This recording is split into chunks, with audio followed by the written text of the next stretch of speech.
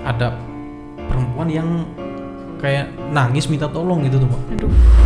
Di situ tuh kata saya, ini nih kayak ada orang minta tolong gitu kan, tidur miring, adep-adepan sama pocong, muka Allahu pocong Akbar. Assalamualaikum warahmatullahi wabarakatuh. Selamat datang kembali di channel Psikis Loh Kena. Apa kabar nih Sobat Psikis semuanya? Ketemu lagi di channel Psikis Loh Kena dengan saya Uci. Dan kali ini kita ada lagi di segmen favorit kalian semua, yaitu segmen nari atau Nara Misteri.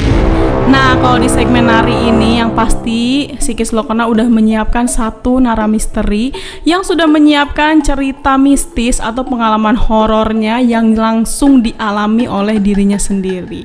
Nah, tanpa panjang lebar langsung aja kita kenalan nih sama Nara Misteri kita kali ini. Assalamualaikum Mas. Ya, waalaikumsalam warahmatullahi wabarakatuh. Iya, nah jadi kali ini kita kedatangan langsung aja deh kita tanya. Namanya siapa Ya, Mas? nama saya Purnama. Saya tinggal di Cirebon. Biasa dipanggil siapa nih? Mas Purnama. Bisa dipanggil Pupung. Nah, ini ada Mas Pupung. Nih Mas Pupung, seperti biasa kalau Nara Misteri di Psikis Loh Kena tuh, kita tanyain dulu nih Mas Pupung, ada sosial media yang mau dipromosiin nggak ke Sobat Psikis semuanya? Kali-kali mereka mau berkunjung ke sosial medianya Mas Pupung. Ada sih, cuma lupa namanya. Nanti kita tulis aja ya di description box ya. Boleh Instagram, boleh juga Facebook, atau misalnya ada akun bisnis, boleh nanti kita tulis di description box di bawah. Nah, yang jelas Mas Pupung ini kali ini bawa cerita tentang pengalaman Mas Pupung sendiri, kisah nyata ya Mas Pupung ya? Kisah nyata kan? Iya, kisah nyata yang dialaminya di waktu dia sekolah atau tinggal di asrama ya Mas Pupung? Iya, Nah, itu cerita singkatnya. Dan tadi saya sekilas juga udah excited banget dengar ceritanya, karena kalau kita dengar cerita tentang asrama itu pasti vibe-nya beda gitu. Kayak serem gitu kan. Nah, Mas Pupung kebenaran banget nih punya cerita di asrama. Langsung aja kita dengerin ya ceritanya. Mas Pupung udah siap belum? Insya Allah siap. Siap. Nah, karena Mas Pupung udah siap, Sobat Psikis juga harus siap-siap. Psikis Loh Kena.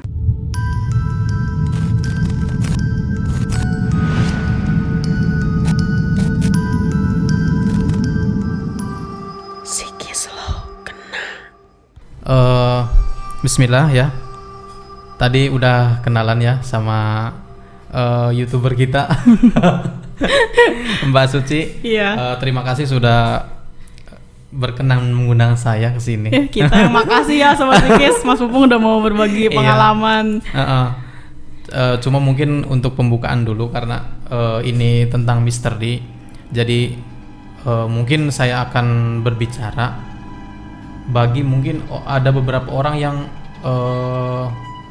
berkeyakinan bahwa di zaman sekarang nih apa sih kok percaya begitu gitu kan ya Mbak. Bener.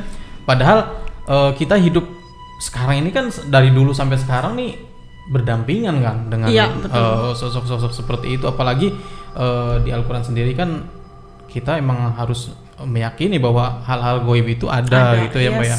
Yes, betul. Maksudnya saya berbicara seperti ini jangan sampai ada pemahaman-pemahaman yang apa sih namanya ya, Pak? Kayak ya kita tuh terlalu percaya tahayul atau apa gitu ya. Nah, begitu. Jadi emang insya Allah yang saya ceritakan sekarang ini apa sih namanya nyata lah gitu kan, dan saya alami sendiri itu Mbak ya. Siap. Jadi dulu emang semenjak lulus SD saya langsung dilempar sama orang tua saya itu. Dilempar. Jadi saya nggak sekolah di dekat rumah karena mungkin menurut orang tua saya itu adalah supaya apa sih namanya mandiri. Sekolahnya itu kekontrol gitu Mbak. Biar kekontrol. Kalau di rumah kan tahu sendirilah, mungkin orang tua juga kalau sekolah tahu-tahu anaknya kemana gitu, bahkan main PS apa gitu kan. Mungkin orang tua saya pengen begitu. Akhirnya emang awal-awal sedih lah gitu kan, saya sendiri di sana, nggak ada teman, nggak ada saudara gitu kan, di Indramayu tepatnya. Di Indramayu karena Mas Pupung tuh tinggal di Cirebon ya. Saya tinggal di Cirebon. Ya Cirebon Indramayu sebetulnya dekat ya, sejam setengah lah mungkin perjalanan gitu. Tapi kan ukuran anak SMP, untuk ukuran anak SMP ya jauh dari orang tua, lumayan berat gitu. Jadi awal saya masuk ke situ nggak ada keanehan sebetulnya sih. Ya fine aja lah, situasinya juga sama begitu, sama seperti di rumah lah. Saya juga di rumah juga belum pernah kan merasakan hal seperti itu gitu. Akhirnya beberapa bulan kemudian ada beberapa kakak kelas lah, bisa dibilang kakak kelas gitu, udah seniornya saya. Banyak yang bercerita, bukan 1-2 orang sih, ada beberapa yang bercerita bahwa di sini nih dulu sering terjadi kejadian mistis gitu Mbak. Kayak ada yang bilang katanya tuh sering yang kesurupan lah kayak gitu kan, bahkan ada yang menampakin juga gitu. Iya. Ya kalau saya sih mikirnya bener apa namanya ya? Percaya nggak percaya gitu? Iya, percaya nggak percaya gitu. Karena emang belum pernah merasakan gitu. Cuma emang awal saya waktu itu merasakan itu emang aneh gitu kan. Jadi pertama ada teman gitu. Dia itu apa sih namanya? Ya apa sih, emang dia emang kesurupan. Sebelum kesurupan dia cerita, begitu sadar kan ya, dia cerita nih, kata dianya gini, saya katanya sebelum apa sih namanya merasakan hal seperti ini, saya tuh ngelihat sosok ibu saya, kata dia tuh gitu. Jadi kan di asrama itu di ruang kamar lah gitu. Nah ya, coba gambarin asramanya tuh Mas, biar sobat Sikis. Asramanya ya. Jadi asramanya itu begini, panjang. Jadi itu tuh asrama kamarnya tuh berpetak-petak gitu. Iya. Cuma emang satu kamar itu berapa orang? Banyakan ya? Banyak gitu. Nah dari kamar 1 pakai nomor sih soalnya, kamar 1, kamar 2, kamar 3 gitu kan.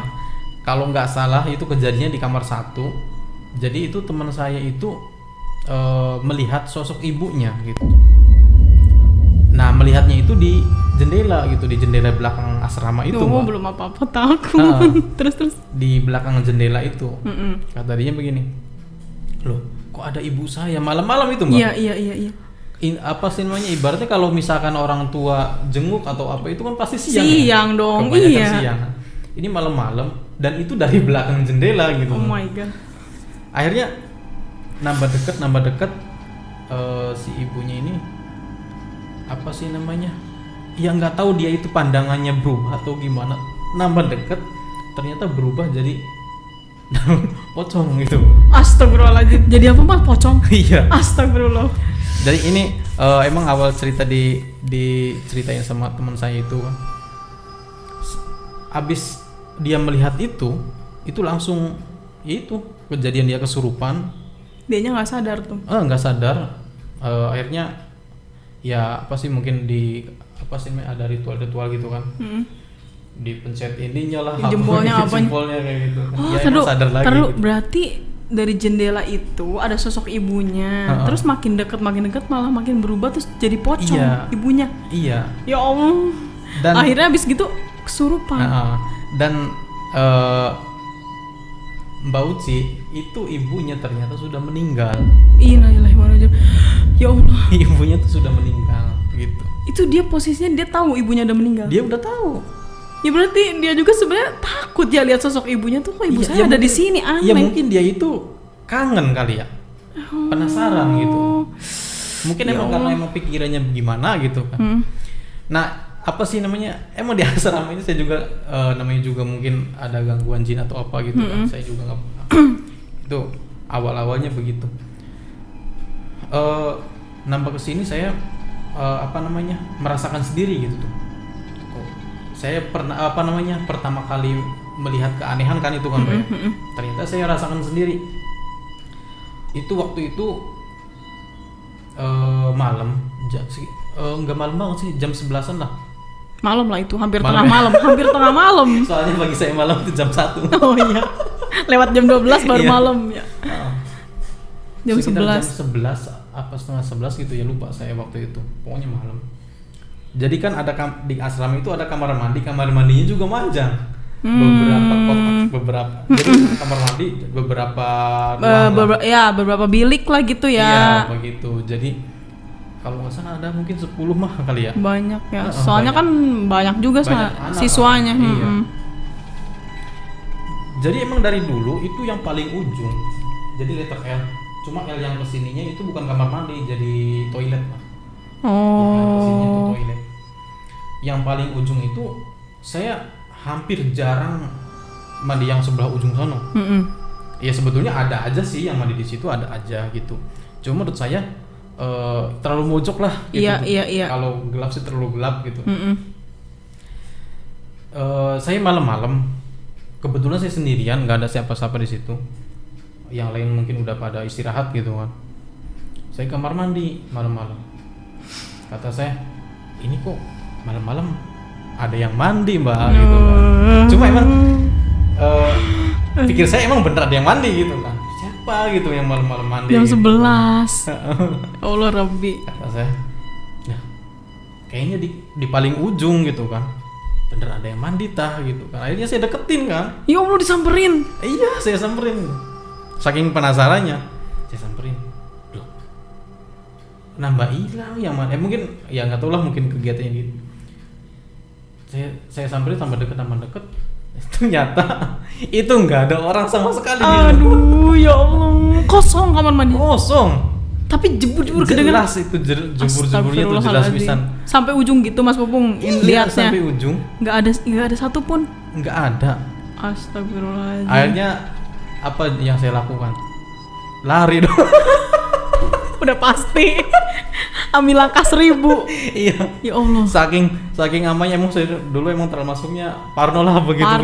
Iya, siapa yang nggak parno ya Sobat Siki, jam 11 malam ada yang mandi. Iya. Taunya nggak ada siapa-siapa. Wah, iya, parah begitu. Sih. Nah, terus dari rentetan itu banyak sebetulnya kejadian-kejadian yang saya alami. Termasuk suara-suara aneh, Mbak. Jadi pernah saya juga di situ. Jadi waktu itu kan saya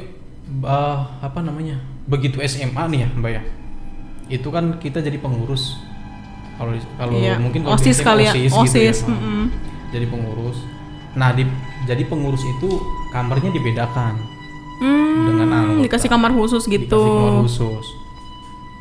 Jadi waktu itu malam-malam saya itu kan biasanya kalau anak-anak tidur itu jam 10 atau setengah 11 ya. Waktu itu saya lupa jam berapa, pokoknya anak-anak udah pada tidur. Saya mau tidur, jadi depan kamar pengurus itu ada teras, ya teras, dan di teras itu, Mbak, di samping kamar pengurus itu dulunya saya nggak paham itu tempat apa. Cuma pertama kali saya masuk ke situ sering pisan ada yang namanya sesajen. Iya di situ. Di dalam itu kayak apa sih? Kayak ruangan gitu? Enggak. Tanah kosong. Oh. Jadi banyak pohon kelapa kalau nggak salah ya. Oh, tanah kosong. Tanah kosong. Jadi tetangga. Jadi L cuma ruangan gitu. Iya. Cuma di sini ada tanah. Ada tanah kosong di pojok. Ya Allah. Nah di situ sering pisan yang hampir setiap pagi ada yang naruh sesajen, nggak tahu lah itu sesajen apa gitu. Iya. Kan. Apa tuh kayak makanan gitu atau kopi apa gitu? Iya, ayam bekakak apa gitu. Iya. Aduh, wow. Nah itu ya apa namanya? Pikir saya mungkin adat di sini begitu, Mbak ya. Sebetulnya Sobat Sikis begini ya. Di desa itu, desa tersebut, di salah satu desa di Kabupaten Indramayu itu, menurut saya gitu kan. Ini termasuk desa yang apa sih namanya? Kayaknya sih banyak orang-orang yang masih percaya ritual begitu gitu. Oh, masih kental itunya, kental, mistisnya gitu ya. Begitu.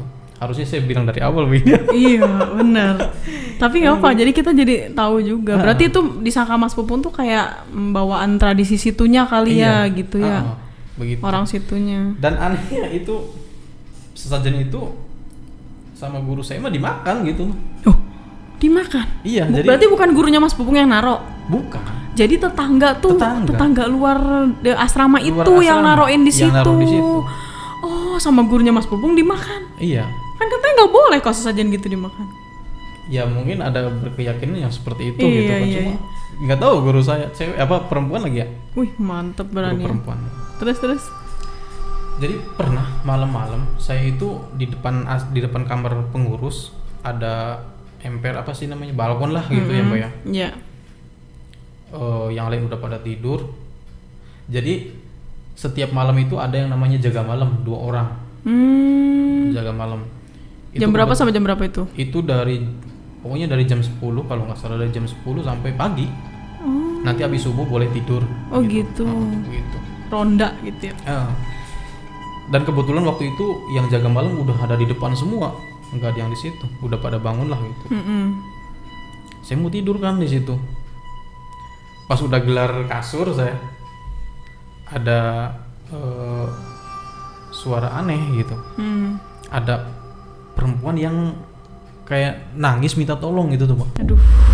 Di situ tuh kata saya, ini nih kayak ada orang minta tolong gitu kan. Bener enggak gitu, apa pikiran saya aja gitu. Saya perhatikan, loh nambah lama nambah kenceng gitu kan. Ternyata oh iya kata saya itu ada perempuan nangis. Saya nggak berani dong nengok ke situ gitu. Iya. Karena emang di ruang kosong itu, di tanah kosong itu. Yang di tempat sesajen itu. Kok ada perempuan yang nangis kayak minta tolong aduh gitu. Oh ada yang ngomongnya juga dianya, nangis sambil aduh gitu, tolong gitu. Nangis lah, yang jelasnya sih nangisnya itu. Ya Allah. Akhirnya saya penasaran dong, apakah di dalam ada anak yang kesakitan gitu kan. Saya masuk ke dalam, udah pada tidur semua di kamar pengurus, apa di kamar anggota gitu kan, di sampingnya kamar anggota. Iya. Saya masuk dong ke kamar anggota gitu kan. Saya nyalain waktu itu lampunya mati gitu. Saya nyalain, nggak ada yang bangun gitu kan, tidur semua. Terus ada siapa gitu. Akhirnya dan waktu itu juga saya lari Mbak. Lagi-lagi lari. Karena emang waktu dulu emang bener-bener parnoan. Iya pasti lah. Lari akhirnya saya nemuin si jaga malam itu. Saya nggak pakai sendal, langsung lari si jaga malam. Yang jaga malam. Saya kasih tahu kejadian begini, disamperin kan, disorotin apa. Nggak ada apa-apa begitu kan. Aduh. Oh tempat itunya disorotin tuh. Ya Allah. Sama si jaga malam itu ditemenin. Iya ditemenin. Ya Allah ya Robbi. Kata saya, emang jadi kalau dulu sih cuma pagar kayu doang. Jadi kalau kita ngelihat itu ya langsung kelihatan. Iya. Kalau sekarang sih ada ditutup setengah tembok. Jadi atasnya doang yang kelihatan. Pohon-pohonnya doang berarti. Pohon-pohonnya doang. Itu tapi di si lahan kosong itu nggak ada penerangan apa Mas Bung? Nggak ada. Gelap aja gitu. Gelap. Ih ya Allah ya pantas lah. Iya. Nah, saya malah ngalamin kejadian di tanah situ, di tanah kosong itu 2 kali sebetulnya. Yang kedua saya juga lagi duduk di situ dan kebetulan itu sama teman kakak kelas Mbak. Berdua berarti posisinya nggak sendirian, sendirian. Nggak sendirian. Dan waktu itu tuh sebetulnya si asrama itu si kamar itu udah disetting jadi kelas. Jadi kita dapat mungkin waktu itu dapat bantuan bangunan gitu. Akhirnya si kamar itu disetting dirubah jadi kelas. Gitu. Oh jadi nggak ada yang tidur di situ lagi? Nggak ada. Oh. Jadi pas waktu itu kan biasalah kalau ujian, kalau di situ ramai kalau ujian. Kalau ujian tuh pada banyak yang bangun gitu kan, pada belajar bareng apa kali ya? Belajar malam begitu kan. Waktu itu emang posisinya lagi ujian. Nah, saya itu kalau itu sih di atas jam 12 kalau nggak salah, antara jam 1-an mungkin ya. Lebih malam lagi ini. Lebih malam lagi. Saya itu berdua sama teman. Jadi masih di depan ruangan itu. Ruangan yang sama. Iya. Jadi di situ dikasih meja, kursi gitu kan, biasa buat anak belajar di depan kelas itu. Nah di dalam ruangan itu emang ada yang tidur 1 orang, ada yang tidur. Waktu itu saya masih ingat kakak kelas saya itu tuh orang orang Kalimantan kalau nggak salah yang tidur di situ. Ada yang dari jauh juga sekolah. Ada yang dari Riau, ada yang Kalimantan gitu. Wow, itu dia orang Kalimantan itu tidur di ruangan itu pakai apa Mas Pung? Pakai cuma di meja doang. Di meja doang. Oh iya. Mungkin nggak tahu lah supaya bangun malam kali ya. Gitu. Saya duduk nih sama teman saya, sama kakak kelas waktu itu. Nggak usah saya sebutin lah ya. Boleh lah. Saya lagi duduk. Waktu itu malam-malam ngedenger suara aneh. Suaranya itu percis banget. Kalau menurut saya sih mungkin jinnya ya. Suaranya ngegerem lah, tahu ngegerem. Tahu gitu. Iya. Gitu. Tapi itu jelas banget. Jelas bisa. Gitu. Kata saya ini suara apa gitu kan. Udah saya nggak ngomong nggak apa ke teman saya nggak ngomong gitu kan. Diem aja. Cuma jelas saya denger itu tuh. Suara apa kata saya tuh. Udah mah ruangan itu kan terkenal gitu kan. Iya. Akhirnya yang kedua kali bersuara lagi tuh. Suara begitu sama. Baru tuh saya nanya ke teman saya, ke ini, kata saya, Kak, denger suara enggak? Kata saya begitu kan. Iya aja denger kan. Dia juga denger dia juga. Tapi dia santai tuh. Dia santai aja. Ya Allah, Robby. Dia denger, saya juga denger katanya. Terus dia jawab, paling juga jin katanya. Paling dia bilang juga jin. Kata saya, apa sih namanya? Ya kita kan aneh gitu. Iya. Pas yang ketiga kalinya suara begitu juga sama. Saya kabur dong. Seperti biasa. Saya ninggalin orang itu kabur, dianya sih jalan santai. Ya Allah, dianya masih santai aja tuh. Keren banget temennya Mas Pupung nih. Aduh, kalau nanti nonton jempol. Santai banget. Emang di dalamnya masih ada teman saya juga sebetulnya yang masih tidur. Ya tapi kan kalau saya posisinya denger gitu, ya kabur lah. Kalau saya bener jujur waktu itu kabur karena emang merinding pisan. Merinding terus. Merinding pisan, Pak. Itu Mejinnya termasuk berani lah kasarnya karena berkali-kali gitu tuh. 3 kali kan? 3 kali. Yang ngulang suara itu gitu. Yang saya dengar 3 kali, nggak tahu mungkin seterusnya ada gitu. Terus jadi bikin kita nggak bisa positive thinking tuh. Kalau misalnya sekali nih suara apa kali gitu. Nah, dia berulang-ulang gitu. Ekstrim juga berarti ya. Walaupun cuma suara mantap. Nah, apa namanya? Nah, kan saya kan dengar suara itu di situ posisinya. Jadi seminggu kemudian kalau nggak salah berapa ada mungkin ya 2 mingguan mungkin ya. Jadi saya cerita ke teman saya kejadian itu. Saya ceritain lah bla bla bla begini. Ternyata dia itu malah ceritanya lebih serem dari saya gitu kan. Malah dia melihat gitu. Melihat sosoknya. Ya Allah, Robby. Pung katanya, kalau saya ceritain kejadian saya di sini, saya yakin nggak bakalan ada yang mau tinggal di ruangan ini. Ya Allah, ya Allah. Emang gimana kata saya begitu kan? Jadi saya itu waktu itu tiduran di situ, Mbak. Tiduran kata dia itu begini. Saya tiduran di situ. Baru ngeliyep dong kan gitu. Kata dia tuh dia baru inilah gitu belum tidur. Kok ada apa namanya? Suara gitu kan. Begini gitu. Ternyata dia ngebuka mata. Ternyata dari atas ke bawah itu hitam katanya. Astagfirullahaladzim. Ya Allah. Dan itu berdiri persis di depannya dia. Depannya dia banget. Iya. Ya Allah. Kata dia itu. Langsung kan dia ya nggak tahu sih, mungkin saya juga nggak tahu lah itu dianya bagaimana, penakut atau bagaimana, saya nggak tahu. Cuma dia emang melihat sendiri itu, apa dia kabur atau enggak saya waktu itu lupa gitu. Jadi dia melihat sendiri. Itu sosoknya tinggi katanya. Begitu. Oh, berarti tuh Sobat Sikis kalau suara menggeram itu rata-rata kayak gitu sih sosoknya yang dilihat. Ih, serem banget. Ternyata temennya Mas Pupung lebih serem ceritanya. Iya. Nah, emang kemarin saya sebetulnya sempat ketemu lagi sama dia, udah lama berapa tahun. Saya ceritain hal seperti itu lagi. Iya. Kejadian di situ, dia ternyata masih ingat. Masih ingat ya? Masih ingat. Berarti membekas banget itu. Iya.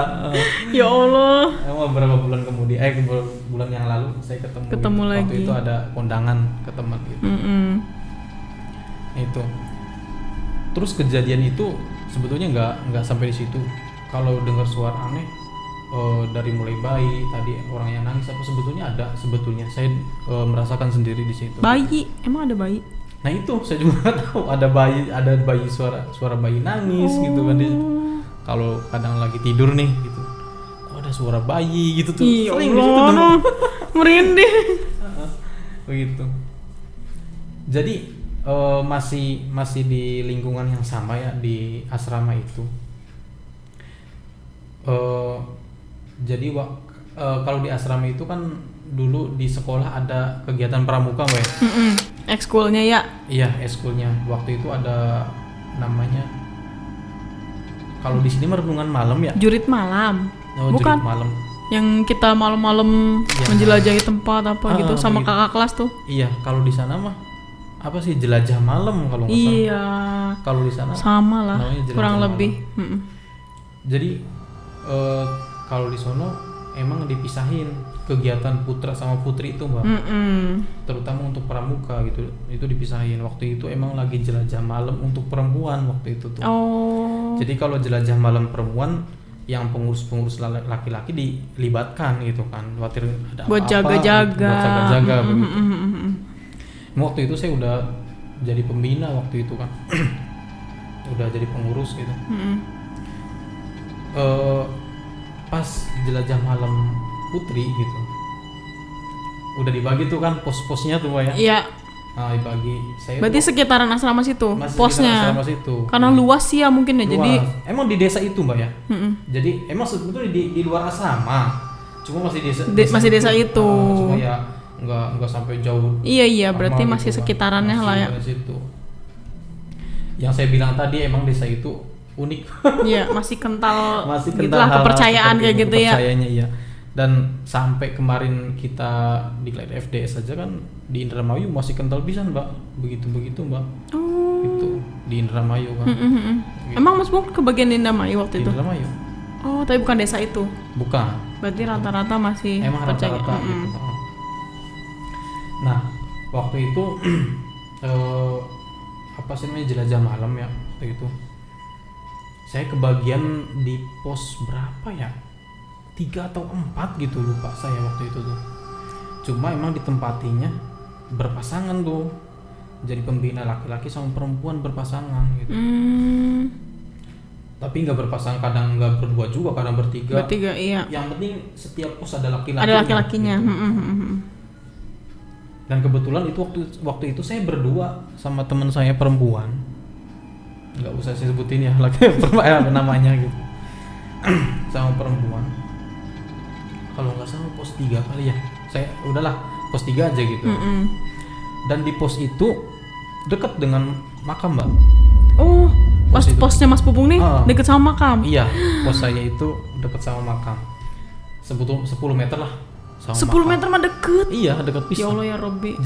Jadi kita sengaja nggak di makamnya gitu tuh. Iya. Jadi pos kita ini dekat sama makam. Pas mau jadi kita kan keliling dari pos 1 naro gitu kan, naro pembina di situ. Kita keliling juga ke pos 2. Jadi kita tahu nih pos 1 pos 2 tahu gitu kan. Pas di pos 3-nya gitu kan. Saya di situ. Jadi itu teman saya tuh nggak tahu kenapa dia langsung misah dari situ tuh, dari pos itu tuh. Berarti teman yang perempuan itu? Perempuan itu tuh. Pergi gitu? Pergi. Nggak bilang apa-apa? Nggak bilang apa-apa. Pikir saya kita briefing dulu lah gitu kan. Iya. Terus mau ngapain nanti kegiatannya apa? Itu enggak. Jadi dia langsung misah. Dia duduk di tengah-tengah sawah, Mbak. Jadi makam terus ada sawah lah ke situ. Tanah kosong gitu. Duduk, naruh lilin dia tuh. Pakai mukena sekarang gitu. Pakai mukena? Ya nggak tahu, kain putih lah. Astagfirullah. Kain putih dia tuh. Mungkin nggak tahu lah tujuannya nakut-nakutin, nggak tahu apa, saya nggak paham gitu. Dia misah gitu kan tengah-tengah sawah. Pakai apa namanya? Oh, dia mau pura-pura jadi hantu. Mungkin. Iya. Taruh lilin depan dia itu. Kata saya, ya udahlah biarin, kata saya begitu. Cuma pas saya mau duduk di pos kita ini gitu. Emang saya ngelihat, Mbak. Ngelihat laki-laki sekilas sih nggak pakai baju. Sekilas nggak apa-apa. Cuma emang posisinya gelap gitu kan. Ya udahlah, kirain saya orang gitu kan. Cuma saya berpikir lagi kok malam-malam gitu tuh. Terus di sebelah mananya itu tuh laki-laki itu munculnya? Munculnya dari perumahan menuju sawah gitu tuh, Mbak. Astagfirullahaladzim. Kata sini orang mau ngapain, apakah orang, apakah bukan gitu kan. Saya udah di situ tuh pikirnya udah kemana-mana gitu tuh. Berarti kan kelihatannya ini sampai sini doang yang nggak pakai baju atau gimana sosoknya tuh? Kalau saya lihat sih pakai celana, cuma nggak pakai baju doang gitu. Oh gitu kan. Kata saya, ini orang bukan, saya mikirin aja gitu kan. Saya duduk di jadi makam 10 meter, saya sendirian dong di situ, teman saya iya, jauh. Di sono, gitu. iya. Jauh gitu. Aduh, kata saya tuh. Ya udahlah, katakan. Terus ada tuh anak datang gitu tuh. Namanya siapa gitu ditanyain biasa. Iya, biasa. Saya takut-takutin, Mbak. Jadi Mbak Uci ya, sebelum kita jelajah malam itu, emang di situ 2 hari apa 3 hari itu emang ada yang bunuh diri di situ. Allahu Akbar. Dimakaminnya di situ. Nggak tahu kalau makaminya. Tapi kejadiannya di sekitar situ. Allahu Akbar. Bunuh dirinya kenapa tuh? Kayak apa maksudnya, gantung diri atau? Gantung diri. Aduh. Jadi apa namanya? Apa sih namanya? Saya bercanda dong, Mbak ya. Bercanda bukan bercanda, nakut-nakutin si pramuka itu, gitu, anggota itu. Nanti kamu lewat sini tahu kan depan rumah yang gantung diri, kata saya itu begitu. Pakai diledekin. Saya bilang begitu. Kata saya. Ya dia kan takut-takutan kan. Ya namanya juga depan rumah orang gantung diri. Iya. Ternyata bercandaan saya itu malah bikin apa ya namanya? Saya nyesel lah. Teman saya, jadi dia udah lewat nih, si siswa nih. Siswa udah datang. Teman saya lagi duduk ngejerit, Mbak. Allah, ya Allah, yang perempuan itu tuh. Yang perempuan itu ngejerit, kaget kan? Ngejerit lari ke saya. Kata saya, kamu kenapa? Bu, katanya, tadi kamu ngelihat orang enggak? Katanya begitu. Lihat orang enggak? Orang begitu. Kalau saya tadi ngelihat waktu pertama emang ngelihat ada orang gitu kan, ada orang lewat, kira saya emang orang gitu. Iya. Tahu nggak Pung sih? Ternyata itu bukan orang sih. Allahu Akbar. Tadinya begitu. Kalau saya lihat orang. Dia gitu ngeliatnya kan. yang sosok sama kayak Mas Pupung. Iya. Yang dilihat sama dia gimana itu? Jadi ternyata orang itu duduk di depannya dia, Mbak. Jongkok katanya sih atau jongkok depannya dia. Dan dari sini ke atas nggak ada katanya. Astagfirullahaladzim. Tapi kalau yang saya lihat sih biasa gitu kan. Utuh ada. Iya. Ya nggak tahu karena emang sekilas gitu ngelihatnya tuh, Mbak. Dan saya juga nggak terlalu curiga bahwa itu tuh makhluk gaib. Makhluk gaib gitu. Sedangkan temannya Mas Pupung tuh di depannya dia banget. Dia. Ya Allah Rabbi, nggak ada kepalanya tuh berarti. Katanya sih nggak ada. Astagfirullahaladzim, ya Allah. Ya pantas lah dia ngejerit.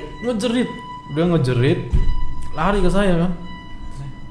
Wah begitu. Wah pokoknya sih gelagapan lah gitu. Udah nggak mau ke sana lagi. Ya kan berdua di situ akhirnya. Tapi dia tetap bertahan di situ Mas Pupung tuh. Tetap di situ. Sampai acara selesai. Iya. Gila.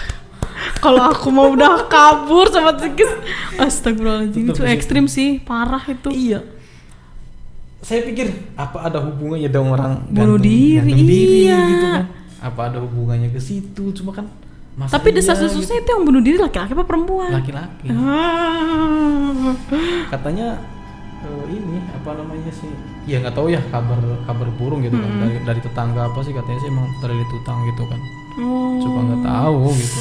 Astagfirullahaladzim ya Allah. Jadi jangan aneh kayak emang di desa itu emang dari dulu terkenal gitu. Bahkan ada beberapa di situ ada sebetulnya ada banyak makam, Mbak. Ada makam yang sebetulnya bener-bener tidak boleh dijadikan tempat kegiatan ada begitu. Saking ekstrimnya. Sakral lah ya. Saking ekstrimnya apa namanya makam itu tuh. Begitu ada begitu. Akhirnya ya apa sih namanya kejadian-kejadian itu tuh rentetan gitu tuh, Pak. Iya. Dan posisinya emang hampir di situ semua. Dan hal goib pun sebetulnya saya rasakan sampai sekarang gitu kan. ya dalam tanda kutip saya belum pernah ngelihat sosoknya seperti apa gitu. Cuma yang tadi aja mungkin saya juga belum terlalu ini pisan. Sekilas ya itu Maya. Jadi apa namanya? Sampai apa? Orang kesurupan, sampai saudara saya dibawa ke dukun di depan saya kesurupan apa begitu. Ya sebetulnya sampai sekarang saya merasakan. Masih gitu. merasakan. Cuma mungkin kalau saya ceritakan sampai saya sekarang gitu tuh mengalami hal gue kayaknya terlalu panjang. Nanti kita undang Mas Pupung lagi cerita yang lain karena ini khusus edisi si asrama itu. Dan berarti memang asrama itu tuh yang di desa itu tuh dia asrama satu-satunya berarti. Enggak. Iya, satu-satunya. Iya, satu-satunya berarti. Sedangkan waktu berarti Mas Pupung SMP tuh 2001. SMP 2001 ya? 2000 sih. 2000 ya, tahun 2000. Pasti belum. Saya lulus SMA 2008. 2008, saya 2007. Berarti Mas Pupung 2002 ya SMP-nya. 2002 ya. Iya. Nah, berarti ini Mas Pupung ceritanya udah selesai. Pengalaman di asramanya masih ada nggak? Barangkali ada yang lupa kali ya. Iya. Nanti bisa di-tag lagi. Gampang lagi iya. Nanti, ya. Nah, berarti kita review sedikit coba soal asramanya tuh. Berarti dia tuh asrama salah satunya di situ. Berarti kejadian pas Mas Pupung itu kayaknya si desa itu belum padat penduduk kayak sekarang kali ya. 2002. Kalau penduduk sih padat sebetulnya. Cuma yang saya bilang tadi, jadi kepercayaan masyarakatnya itu kayaknya sih terlalu kental ke hal-hal ini. Kayak gitu gaib gitu. Gaib begitu, Mbak. Oh, jadi berarti masyarakatnya mah biasa gitu. Kayak kan ada tuh Mas Pung kayak desa tuh yang emang kalau maghrib udah sepi, terus dari tetangga desa ke sini, tetangga rumah ke sini ke tetangga rumah satunya jauh gitu. Itu mah enggak berarti ya? Mungkin kalau tetangga pas di asramanya sih mungkin begitu ya. Cuma kalau kedepannya lagi sih emang rame. Berarti udah padat penduduk. Tapi di dekatnya asrama itu mah emang berarti masih sepi ya? Masih sepi. Oh begitu. Iya, berarti mendukung gitu loh lokasinya gitu. Terus kalau cerita kayak di dalam baraknya nih kan asrama tuh kayak barak-barak gitu ya. Terus satu kamar banyakan. Ada cerita kayak di dalam kamarnya tersendiri itu nggak? Cerita tentang misalnya teman Mas Pupung kayak ngalamin di kamar atau di dalam asramanya? Jadi emang ada Mbak yang ngalamin begitu. Jadi gini, jadi asrama kamar gitu kan. Terus ada lagi bukan asrama ya, kayak lingkungan kelas lah gitu. Iya. Ada lagi begitu. Jadi kita ke kelas itu tinggal jalan doang sebetulnya. Tinggal jalan doang ya dari kamar gitu. tuh. Jadi pernah cuma menurut saya yang serem sih sebetulnya di kelas, Mbak. Oh. Kalau di asramanya sih karena mungkin udah banyak apa sih namanya? Siswa kali ya? Iya. Mungkin ya. Di kelas itu tuh kan tahu sendiri kelas kalau malam ditinggal gitu kan. Sedangkan asrama mah kan sampai paginya kan kayak gitu kan. Aktivitas manusia gitu. Dan di kelas itu tuh bangunan baru sebetulnya sih. Bangunan baru. Bahkan untuk kamar mandinya pun belum jadi. Oh itu tuh kelas tuh. Berarti kalau mau kamar mandi harus ke kamar mandi asrama? Harus ke kamar mandi asrama. Oh iya terus. Gitu. Jadi apa namanya belum jadi kan kamar mandinya. Di kelas itu lantai 2 kelas itu. Jadi di belakang kelas itu ada namanya balong ya. Balong kolam ikan. Iya. Balong ikan gitu tuh. Kalau kata masyarakat situ sih sebetulnya kata mereka udah nggak aneh yang namanya ngelihat Mbak Kunti apa kayak gitu. Iya. Udah nggak aneh katanya karena posisinya juga balong. Jadi seringlah orang melihat di situ tuh. Cuma ada tetangga pas bisa rumahnya di belakang asrama. Ini mah nggak seperti biasanya katanya. Ini mah kok ngelihatnya tuh sosok pocong gitu tuh. Astagfirullahaladzim. Di situ tuh. Di balong itu. Kata saya pikir begini. Loh, ngeliat Kunti aja kayak biasa begitu. Iya, lihat Kunti biasa banget. Iya, kata saya. Kalau katanya gue nggak biasanya katanya melihat pocong semalam katanya bilangnya begitu. Semalam. Kata saya dari mana gitu kan? Dari kamar mandi kosong, belum jadi. Belum jadi. Masuk ke kelas yang pojok katanya. Astagfirullahaladzim. Itu gimana? Loncat tapi enggak katanya tuh.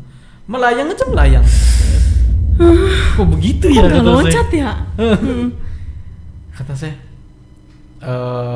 coba deh kata saya tuh, barangkali besok masih ada kejadian gitu. Astaga. Penasaran dong, Mak? Penasaran.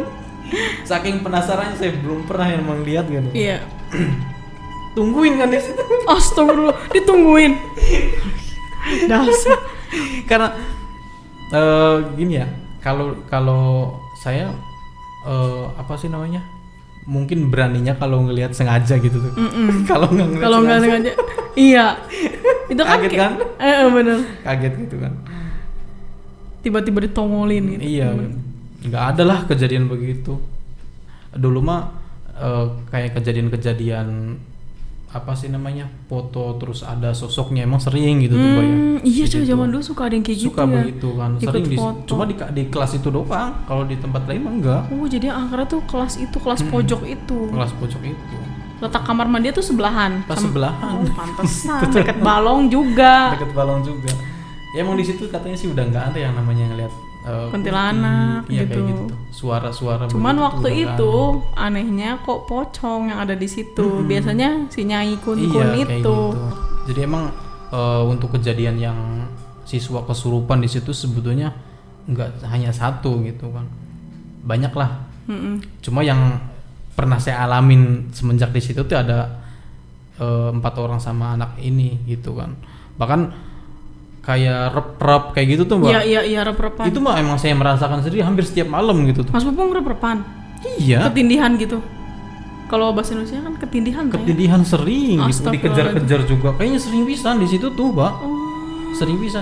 Bahkan menurut saya gitu kan, rep-rep yang paling serem itu pernah dulu rep-rep tidur miring adep-adepan sama pocong, muka Allahu pocong. Akbar.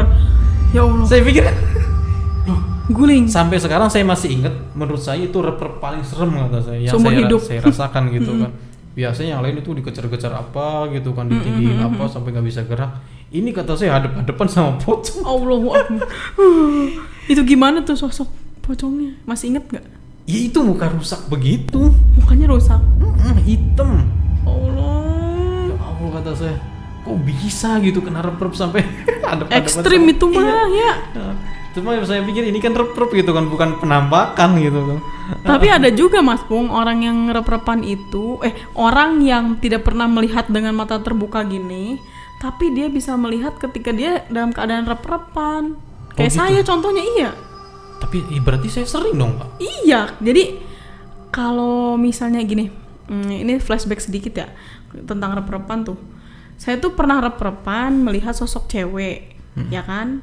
Di dalam rep-repan saya itu cewek itu jelas rambutnya sebahu dengan muka marah gitu. Terus lama-lama dia nangis. Nah, ini mah cuma rep-repan doang. Abis sadar tuh, udah itu mah cuma rep-repan, itu mah paling kayak hayalan bawah sadar. Ternyata besok paginya pembantu tetangga rumah saya, Teteh tadi malam kenapa? Kok nangis kenceng banget jam 1? Dia dengar suara nangisnya, saya lihat sosoknya lagi nangis. Nah itu saya mah kayak meyakini, ya bukan meyakini gimana ya, maksudnya berarti rep-repan itu yang kita lihat itu ya sosok itu gitu, si jinnya itu. Iya. Jadi mungkin Mas Pupung tuh sebenarnya sering lihat tapi dalam keadaan setengah sadar gitu. Ada yang kayak gitu soalnya. Itu serem banget sih, berarti dia beneran udah ketemu sama Poci. Ya Allah Robi. Iya. Berarti jarak cuma segini dong. Deket, orang adep-adepan, saya tidur miring. Saya jadi waktu itu saya tidur di masjid loh Pak. Di masjid? Di masjid beneran. Ya Allah, berarti tidak menjamin aman ya di masjid ya? Ya itu, kalau zaman dulu kan tahu sendiri. Katanya kalau tidur di masjid tahu-tahu ada di mana. Dipindahin. Kan? Ada tuh yang lagi viral videonya yang ditarik. Oh iya. Itu ada. Terus itu tidur di masjid, pas di samping masjid itu ada tempat sampah. Jadi tempat apa sih namanya? Pembakaran sampah.